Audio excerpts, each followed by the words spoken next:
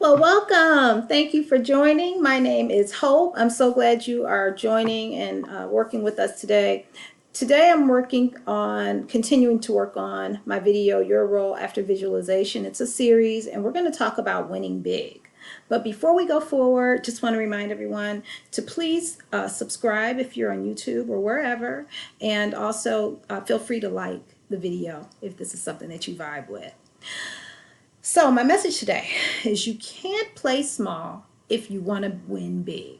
Let me say it again. You can't play small if you want to win big. And when I say small, I mean from that small self, that sense of self that wants to protect us and that wants to warn us and wants to recollect old issues that we've had and remind us and kind of hold us hostage in fear, right? This came to me one day. I was in the midst of meditation, and I kindly, and I believe in honoring yourself on all levels, and lovingly dismissed my mini me, and I just reminded my soul that I am transitioning into my super self, and I'm walking forward with my super self, and me and my super self, we've got this, right? So you want to dismiss that little voice that is at hand and move into the idea of big thinking and acting from the place of a super self that is going to enhance your creativity and your spirit, and conjure the thoughts that will allow you to operate from how. Okay, so two things that I've spoken about so far is acknowledging and becoming aware of when you are having those types of negative thoughts and those fearful thoughts, right, that want to protect us. And you do need that if it's something that you are a risk or something that you're considering. But when you have a plan, it's okay to dismiss that and move into your super self. And hey, give it a name if you have to, but acknowledge that you have a super self, a higher consciousness that is capable. And when you go into your planning, your thinking, think from a place that asks, how can I? Not will I be able, or why did that happen, but how can I, right? So that you can think in a forward motion, right?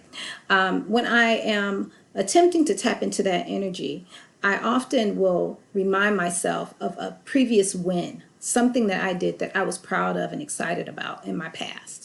And when I do that, that taps me into that energy, and it allows me to live through that super thinking, that super self that is aware and knows how to do things. If you have a challenge doing that, you may want to tap into someone that you are fond of. My example here is Simone Biles. I'll look at a video of hers and it'll shift my energy because I watch how the crowd is so excited when she walks in. She's 4'10" or 4'9" or whatever, the smallest person in the room likely, and she takes up all the oxygen because everyone is watching her magnificent presence. And they know that she feels and that she's operating from a place of success before she even starts. And so I feel like if she can do a double dismount and land on 2 feet successfully, I can complete a few action plan items in my goal list and move forward and be proud of that, right?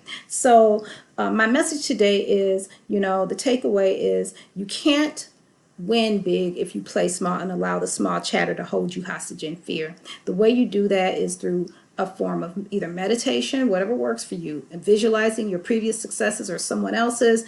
And when you go forward with your plan, ask, how can I do this? Right? Not can I do this or is this possible, but how can I? And that will take you into an area of creativity you've never been before.